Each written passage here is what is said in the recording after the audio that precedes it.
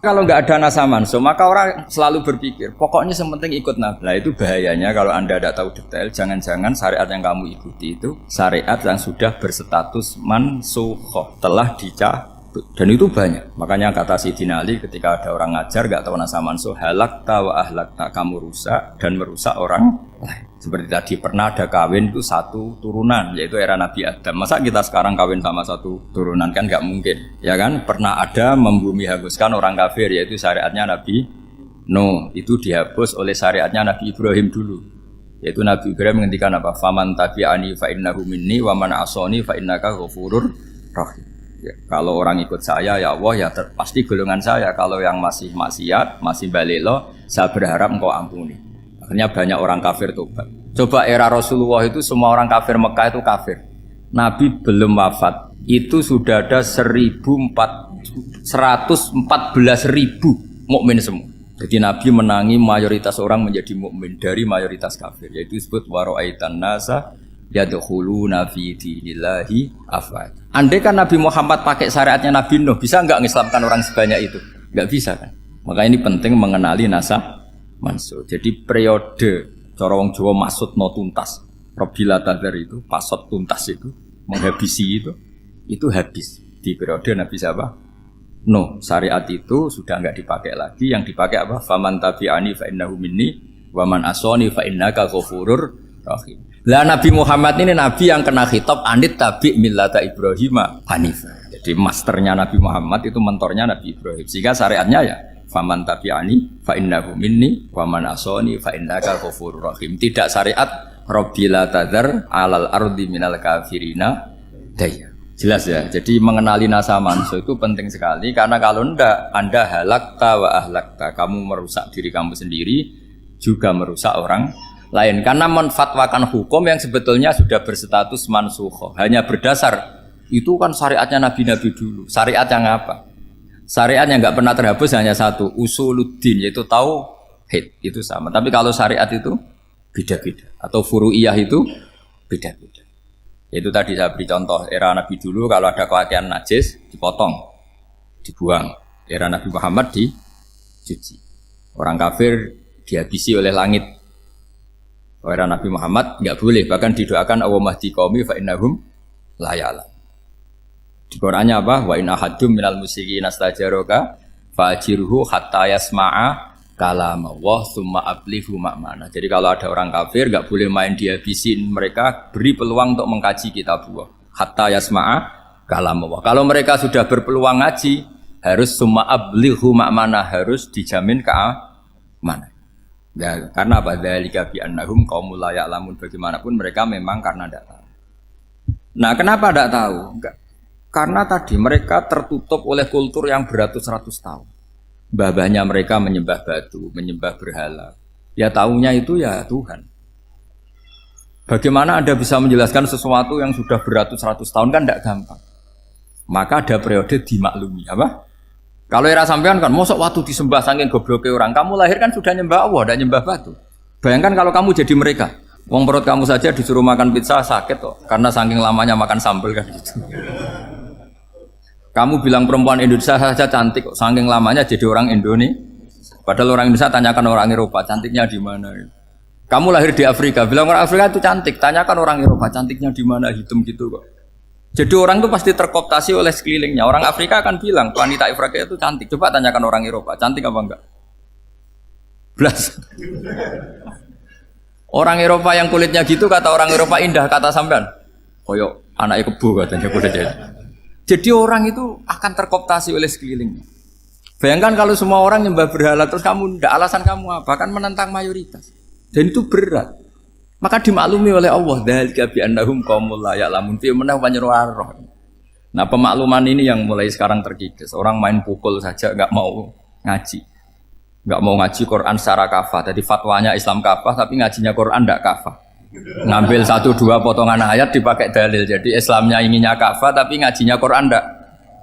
Kalau kafah ya hafal 30 juz itu. Kalau mau kafah ya hafal berapa? 30.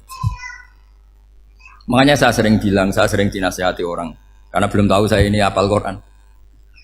Bapak harusnya Islam itu kafah. Kata saya ya dimulai dari konsep Islam itu kafah dulu apa ya, hafal Quran secara kafah. Jadi ini penting saya utarakan. Bahaya sekali orang mengenali Islam tanpa mengenali nasakh mansukh. Karena beberapa syariat Nabi sebelum kita itu berstatus mansukh. Terus contoh berikutnya, ini nasakh mansukh antar Nabi apa khusus internal Nabi? Antar Nabi aja nggak selesai nih sampai subuh aja nggak selesai. Contoh yang paling keren mungkin cowok semua senang. Nabi Dawud dulu istrinya berapa? 99. Nah itu kalau masih halal itu kan berarti jenengan tuh punya istri berapa? Wah itu kan ngeri betul. Punya satu aja repotnya gitu apalagi berapa? Punya 99. Terus kamu bilang gini, ini kan syariatnya Nabi Dawud, Nabi kan bisa diikuti. Pernah ada periode di mana seperti itu boleh. Jadi makanya mau tidak mau ngenali nasakh mansukh itu harus. Kalau enggak ya kamu masih berkeyakinan boleh beristri berapa? Nah ini penting saya utarakan. Makanya Sayyidina Ali itu kalau ngetes calon mubaligh, kira-kira kalau Kemenak dulu inginnya apa? Sertifikasi apa? Mubaligh. Itu tanyanya gitu. Ta'rifun an-nasakh wal mansukh, kamu apa tahu nasakh mansukh? La. Jawabnya Sayyidina Ali, halak tahu ahlak tahu, kamu orang yang rusak. Karena tadi takutnya ada syariat yang sudah mansukh dipakai. Itu tadi misalnya kita ini tidak umatnya Nabi Nuh, tapi pakai syarat Robbila tadar alal ardi minal kafirina. Terus ketiga begini, misteri manusia itu. Dan ini kita tidak pernah tahu sampai kiamat, tapi ini ilmu harus kita diskusikan. Misalnya saya ini namanya Bahauddin. Saya sekarang hidup sampai 2019 sekarang. Kan hanya Allah yang tahu berapa turunan saya sampai kiamat dan statusnya kayak apa. Donald Trump juga gitu. Donald Trump itu sekarang kafir, tapi kita tidak pernah tahu nanti turunan keberapa ada yang Muslim. Lah turunan yang calon Muslim ini diletakkan di mana kita tidak tahu. Yang jelas kalau kamu bunuh itu katut itu. Artinya gini, logika membiarkan orang kafir itu ya ada logikanya. Logika membunuh karena mereka mau membunuh kita ya ada logika fikihnya, karena kalau kita ada membunuh dibunuh. Makanya semuanya hukum ini terus bergantung al-hukmu yaduru ma'ilatihi wujudan wajah. Di sini terus dipertemukan. Makanya semua nabi itu kalau yang namanya membunuh pasti pas perang saja, karena ini kondisi yang memang pilihannya hanya dua, kalau nggak dibunuh ya membunuh. Ada duel lah itu. Maka ini butuh kajian fikih dan orang nggak boleh subjektif dalam hal ini. Saya ulang lagi, tidak boleh subjektif. Karena tadi orang yang kamu katakan sekarang misalnya Zaid, kamu itu bodoh sekali. Kenapa bodoh? Nggak hafal Quran, nggak pernah kuliah, nggak pernah ngaji. Ternyata Zaid ini bersemayam calon anak yang alim alama hafal Quran, namanya Umar, tapi masih jadi sperma. Suatu saat Zaid itu punya anak alim alama, kan banyak orang nggak bisa baca Quran punya anak hafid, banyak nggak di Indonesia? Banyak nggak petani yang punya anak dekan? Petani punya anak dekan, yang dekan punya anak naik kelas saja susahnya bukan main. Banyak kan? Nah ketika dibalik nanti ada dekan punya anak goblok, yang petani punya anak dekan, pinter mana? Kita tidak pernah tahu. Makanya ini kan ya sudah, kalau nggak pernah tahu ya bilang saja wallahu alam, kan selesai. Daripada keminter keliru kan ada wallahu alam. Makanya cerita favorit guru saya Kiai Haji Maimun Zubair itu punya apa namanya Kiai Zubair. Itu cerita favoritnya itu ada santri namanya Soleh. Soleh itu alim alam. Orang Madura itu cara berpikir kan kalau kiai saja alim seperti itu, apalagi bapaknya. Pas bapaknya main ke pondok, santrinya ada ribuan. Bapaknya main ke pondok itu, sholat itu ya gak bener, gak sesuai sunnah Rasul lah kira-kira gitu. Sudah sholat itu gak bener, apa-apa gak bener. Masih ditakwil sama santri Madura, karena orang Madura itu kultus. Mungkin khilaf itu satu khusus, pokoknya perlakuan khusus. Suatu saat saking bodohnya orang itu, kenceng tuh pinggir musola. Wah ini nggak bisa ditakwil lagi, akhirnya nggak bisa ditakwil tuh nggak. Wah ini sudah nggak bener ini, nggak bener. Singkat cerita santri tadi nggak kuat matur ke kiainya, Pak Yai, jenengan sealim itu kok bapaknya segoblok itu. Kenapa? Ya, dia kencing pinggir musola. Oh bapak saya itu pinter sekali. Kok bisa? Karena beliau yang memutuskan saya mondok sampai saya jadi alim alama seperti ini. Yang bodoh itu mbah saya. Bodoh itu bahasa ya kan?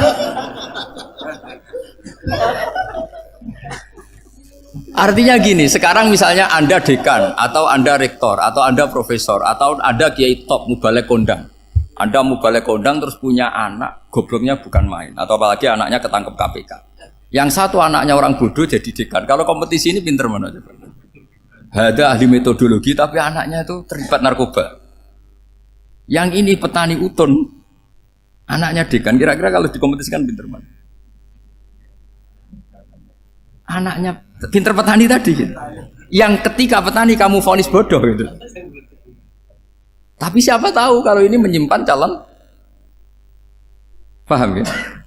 Kita tidak pernah tahu. Makanya Quran selalu ngajari dalam ilmu sosial itu wa in adri la'allahu fitnatul lakum wa mata'un ila. Di dalam ilmu sosial itu kita harus jawab tidak tahu. Karena mungkin. Makanya saya tadi pagi ngaji di direktorat saya bilang, saya pernah diprotes orang, Gus kamu udah jelas 01 atau 02. Ya saya jawab gitu. Manusia itu makhluk yang paling gak jelas gitu. Sekarang soleh suatu saat bisa saja gak soleh. Yang sedang gak soleh suatu saat soleh. Sesuatu yang mungkin rubah kok kamu fanatik itu gimana? Nalarnya itu gimana? Coba kita tahu dulu Wahsy itu pembunuh Hamzah, akhirnya mati mukmin ya enggak? Padahal orang yang sangat dibenci Rasulullah karena membunuh Sayyid siapa? Hamzah.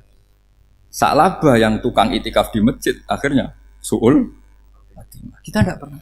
Nah kalau enggak pernah tahu ya enggak usah terlalu fanatik biasa saja. Kayak jenengan seneng saya itu ya saya enggak tahu sampai kapan ya. Saya seneng sampean sampai kapan ya enggak tahu. Kayak suami istri itu. Pas nikah harmonis bulan madu sampai kapan bertanya. Yang jelas paling awet itu pasangan jelek itu pasti nggak awet.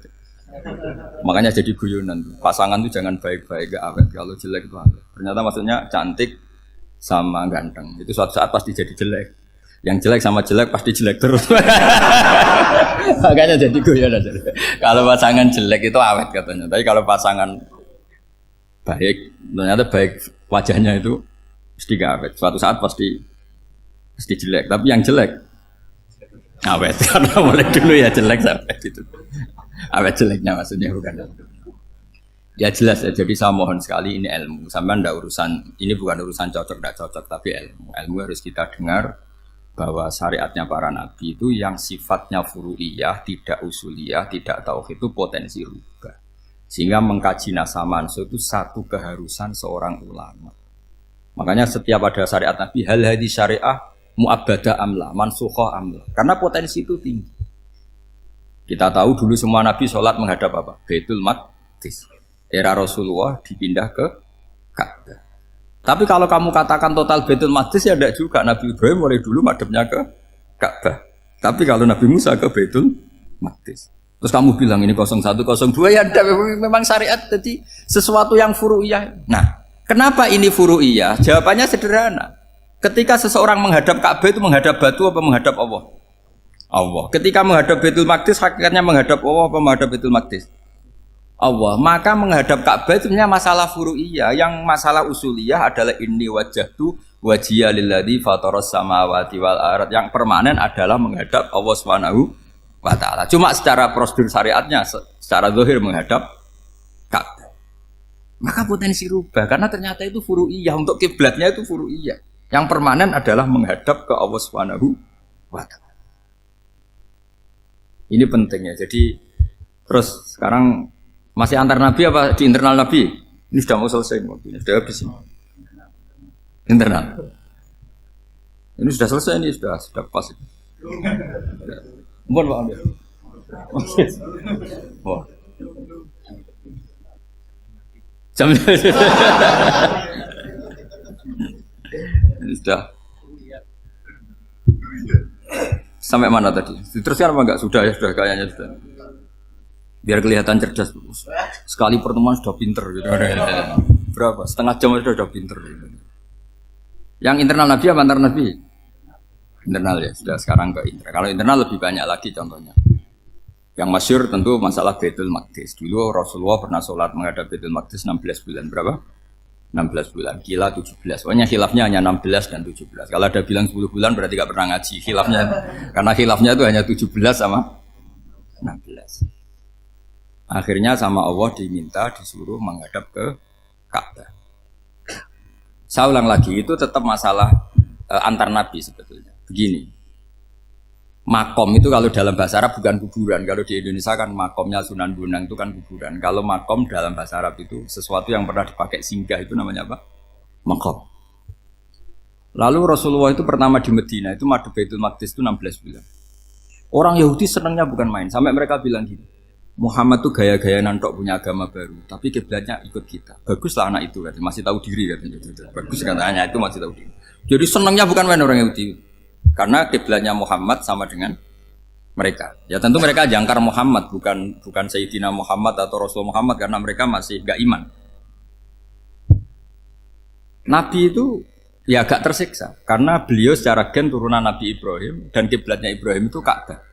Agak tersiksa tapi sami'na wa ata'na tetap madhab ke Baitul Maqdis berapa? 16 bulan. Suatu saat Nabi Muhammad itu disuruh madhab Ka'bah. Ini dengerin. Akhirnya madhab ke Ka'bah. Apa yang terjadi? Orang Yahudi komentar gini, Muhammad itu gimana? Dia di perantauan, rindu sama keluarganya. Terus rindunya itu diaplikasikan jadi perilaku agama. Jadi dia madhab Ka'bah dianggap kangen. Kayak saya kan orang Rembang. Rembang itu apanya Jogja? Timurnya apa? Nggak, Jakarta itu mana Jakarta itu? Barat sana ya? Ibaratnya saya orang Jakarta, terus merantau di Jogja. Dulu kiblatnya itu menghadap ke timur. Terus ketika madhab ke barat kata sampean, wah itu padune kangen apa? Keluarga. Juga kurang ajar orang Yahudi. Jadi orang Yahudi itu memang paling pinter bully. Makanya kalau sampean tukang bully itu ya agak-agak ya enggak.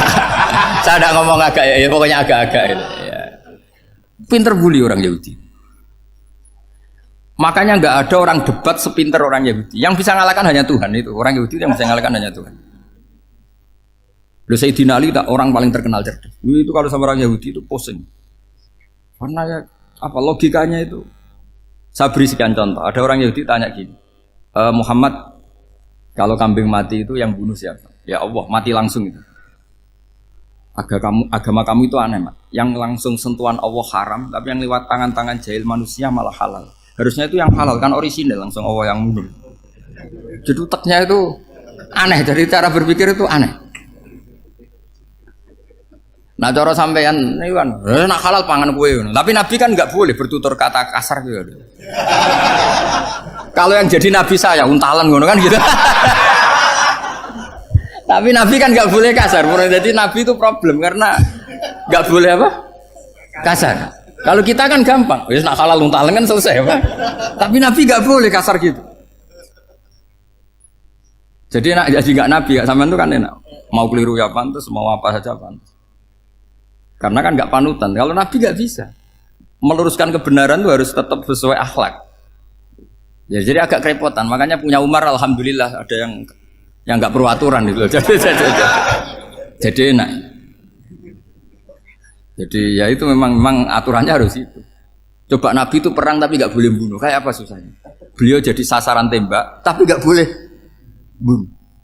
Kalau sahabat kan enak duel, relax, santai, bisa tarung. Kalau Nabi nggak boleh. Makanya Nabi meskipun ikut perang terus gak ada sejarah orang yang dibunuh. Ya hanya satu peristiwa itu pun dibaca orang kafir, ditangkis Nabi, pedangnya kembali ke dia mati. Tapi gak ada yang Nabi. Karena Nabi kalau pembunuh nanti itu terus kayak pendekar kan susah juga punya Nabi kok. Habis perang saya Nabi tanya, Muhammad habis orang berapa? 1000. Ya repot juga punya Nabi mantan apa? Pembunuh meskipun yang dibunuh orang kafir. Tapi kan kayak apa ya? Fitrah manusia itu akan menolak kepemimpinan orang yang gitulah pokoknya nggak bisa diterangkan itu. Makanya Nabi itu nggak pernah bunuh meskipun kayak apa musuhnya tapi nggak pernah bunuh. Untungnya di sekeliling orang-orang yang tadi. Jangan bilang tuh suka bunuh ya, pokoknya perang gitu ya. Perang dengan bunuh itu beda loh. Ya. Kalau perang itu fair apa? Fair. Sampai mana tadi? Nabi Ibrahim ya. Makom tadi saya ulang lagi. Nabi Muhammad menghadap ke Baitul Maqdis itu hanya Allah nuruti. Ini loh Nabi betul. Tahu betul bahwa di antara syariat adalah Baitul Maqdis karena semua Nabi pernah berkiblat Baitul Maqdis. Tapi Nabi ketika menghadap ke Ka'bah, Nabi juga dibilangin sama Allah. Ini loh syariat yang benar karena Ka'bah juga kiblat sing a'taku, lebih tua ketimbang Baitul Maqdis. Maka disebut Ka'bah Atiqah. Ilal Baitil Atiq. Kalau Quran bahasakan Ka'bah apa? Wal yatawafu bil Baitil Atiq. Atiq itu tua sekali. Ya sudah. Ketika berstatus tua itu orang Yahudi seneng, mergo roh kelirune Muhammad. Mereka nantang, Muhammad ayo debat terbuka. Nabi rawuh. Bagaimana Anda bilang Ka'bah itu kiblat tertua? Wong Ka'bah itu pertama yang menghadap sana itu ya kamu. Semua Nabi menghadapnya ke Baitul Maqdis. Terus Nabi Muhammad mulai berargumentasi ilmiah tadi. Enggak, Ka'bah itu kiblatnya Ibrahim. Jadi Ibrahim dulu itu yang mulai dulu kiblatnya itu di Ka'bah. Terus orang itu tanya, buktinya apa? Terus dijawab, fihi ayatum bayinatum maqam Ibrahim. Ternyata di situ ada jejak kakinya Nabi Ibrahim, yaitu batu yang diinjak beliau ketika bangun Ka'bah. Itu argumentasi ilmiah. Lah barang orang Yahudi kehilangan ilmu, itu gobloknya orang Yahudi. Makanya yang bisa mengalahkan Yahudi hanya Allah Subhanahu wa taala. Luang Ibrahim saja golongan kita, pengikut kita. Ibrahim itu pengikut Yahudi. Wah, itu Nabi mulai senyum-senyum, mulai tertawa-tawa. Wah, itu goblok, orang terdidik. Karena itu ibaratnya kayak kamu bilang Soekarno itu pengagum Puan Maharani. Kira-kira seperti itu. Soekarno itu pengikut Puan. Karena Yahuda itu Yahuda bin Yakub bin Ishak bin Ibrahim. Saya ulang lagi ya, nasabnya Yahudi ya Pak. Yahuda bin Yakub bin Ishak bin Ibrahim. Jadi Ibrahim itu mbah keempat dari Yahuda. Tapi karena mereka kalah debat, Ibrahim itu pengikut Yahudi, itu sama dengan bilang apa? Soekarno itu pengikut Puan Maharani. Itu kan jadi aneh. Atau Gus Dur pengikut Mbak Yeni, atau Basim Asari pengikut Mbak Yeni, itu kan aneh. Wah, akhirnya sama Allah diingatkan. Makanya ada ayat ha antum haula hajjatum fi ma lakum bi ilm falimatu hajuna fi ma laysa lakum bi ilm. Perjanjian debat ini semuanya harus ilmiah. Tapi kenapa perdebatan Anda malah ndak ilmiah? Karena orang Yahudi iftadohu, malu semua. Wah, semuanya Muhammad itu satu-satunya kekalahan orang Yahudi. Tapi ayat-ayat seperti ini itu enggak populer. Ayat ha antum haula'i hajjastum fi ma lakum bi ilm falimatu hajuna fi ma laysa lakum bi.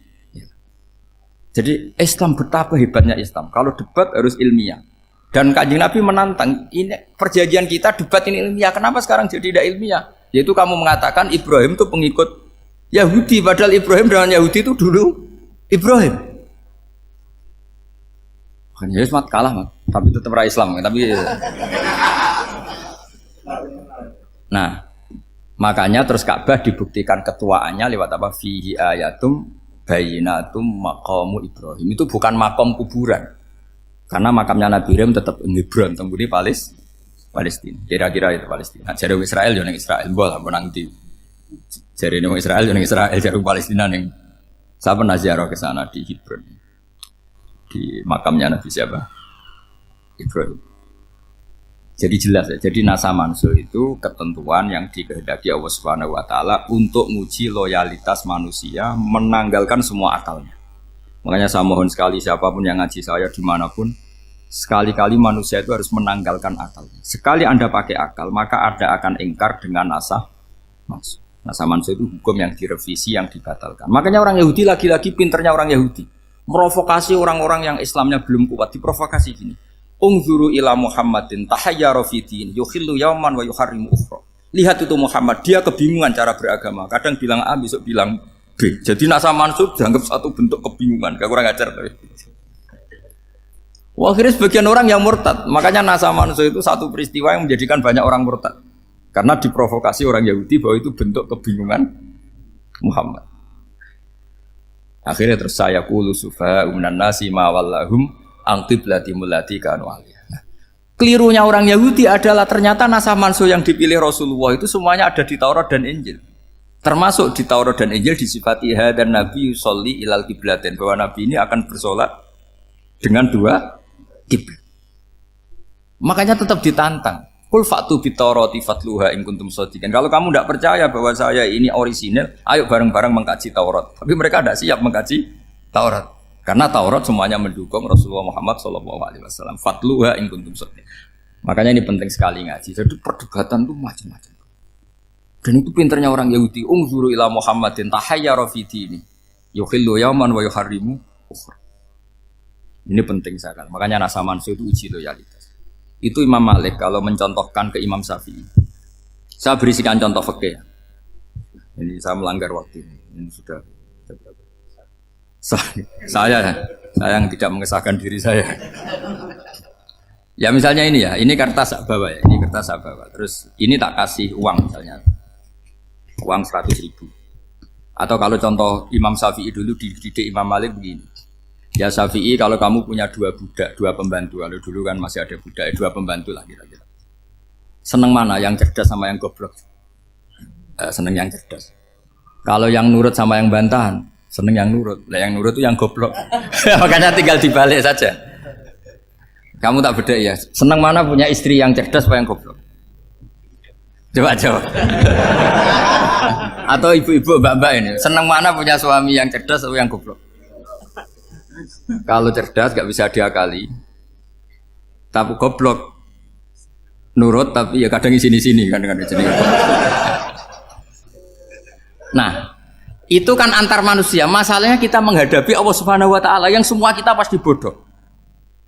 Kita menghadapi Allah Subhanahu wa taala yang semuanya kita pasti bodoh. Allah jelas ngendikan wa kanal insanu dzaluman jahula. Manusia itu banyak dolimnya. Dolim itu sifat mubalaghah. Kalau orang dolim sekali dolim, kalau sering zalum, kalau jahil biasa jahil, kalau banget jahili jahul. Bahasa Arab kan gitu memang. Ghafir, pengampun biasa. Kalau ghafur selalu mengampuni. Syakir, makanya sifatnya Allah Ta'ala ikut wazan fa'ul semua. Ghafur, syakur. Atau diikutkan wazan fa'al. Kalau goblok biasa jahil, goblok banget jahal kan itu. Kafir biasa kafir, kalau kafir banget kafar. Ya, jadi wazan balagha itu bisa fa'al, bisa fa'ul ya. Kafirin, kafar atau kafur. Paham ya? Malah kok malah ngaji nahwu. Ya tapi ini memang perangkatnya ya. Ini kan perang mau tidak mau. Makanya misalnya Allah tidak suka kulla kafarin banget kafir ya, Pak. Paham ya?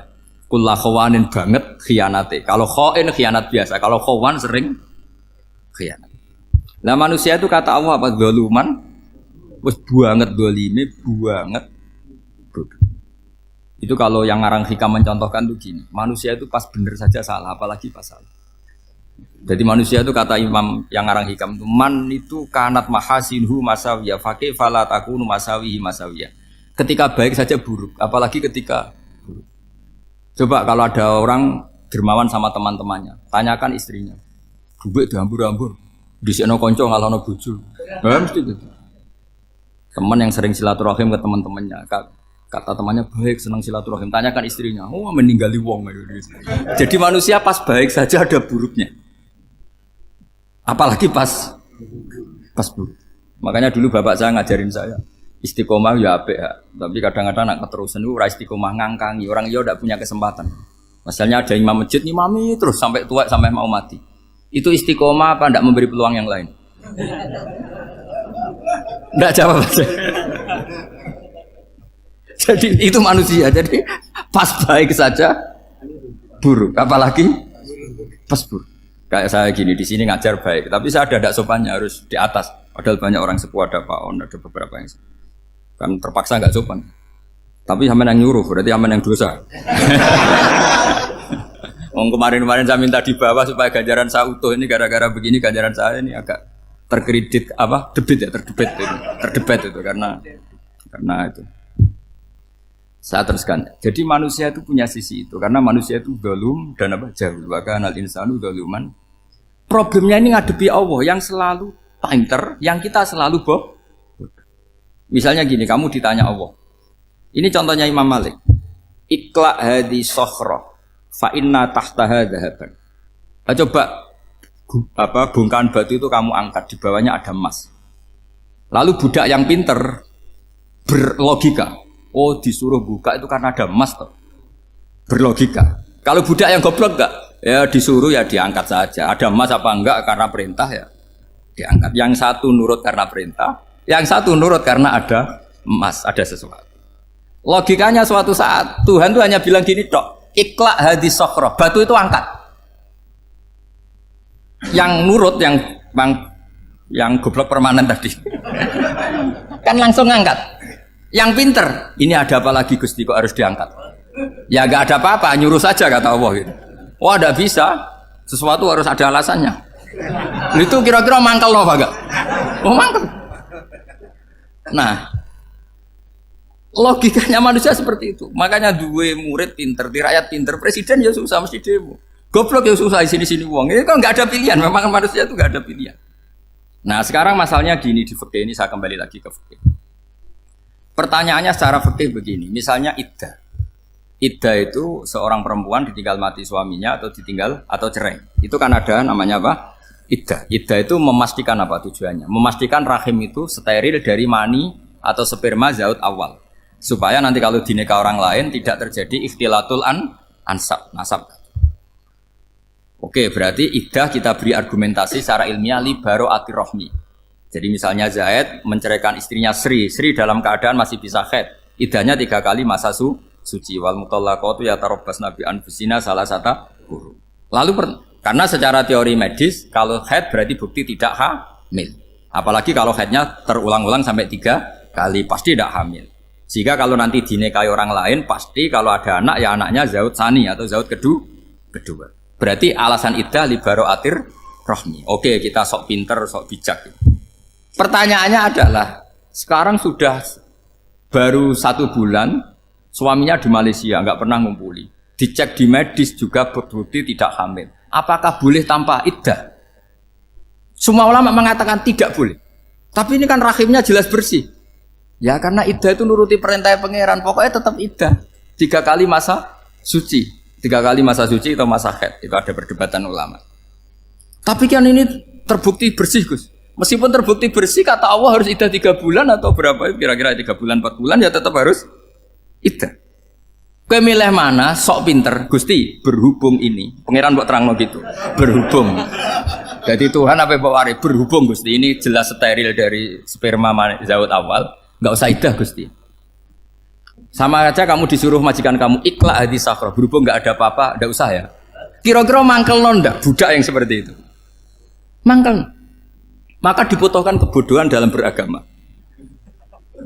Betul itu memang. Makanya Nabi itu unik pernah bilang itu gini. Aksaru ahlil jannah al-bulu. Aki-aki penduduk swarga itu al-bulu wong goblok-goblok. Maksudnya goblok yang jenis ini bukan goblok betulan maksudnya.